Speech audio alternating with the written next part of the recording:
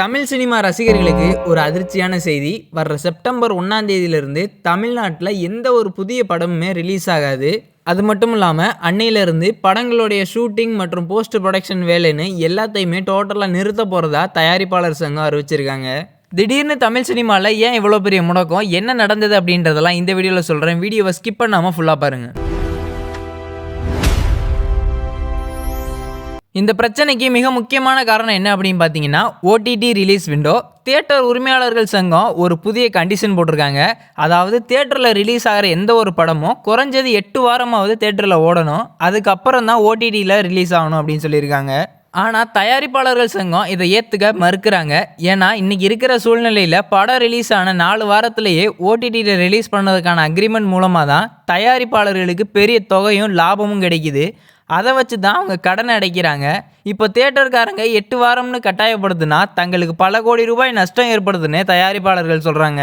இந்த பிரச்சனை இதோட முடியலை. தயாரிப்பாளர்கள் இந்த 8 வார விதிமுறைக்கு ஒத்துக்காதனால டிஸ்ட்ரிபியூட்டர்ஸ் மற்றும் தியேட்டர் உரிமையாளர்கள் ஒரு முடிவு எடுத்திருக்காங்க.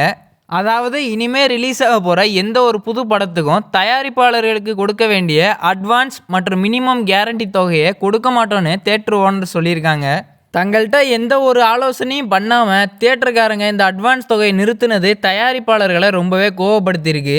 இதனால தான் எங்கள் கூட முறையாக பேசி ஒரு நல்ல முடிவு எடுக்கிற வரைக்கும் செப்டம்பர் 1லேருந்து படம் ரிலீஸும் கிடையாது, ஷூட்டிங்கும் கிடையாதுன்னு ஸ்ட்ரைக் அறிவிச்சிருக்காங்க.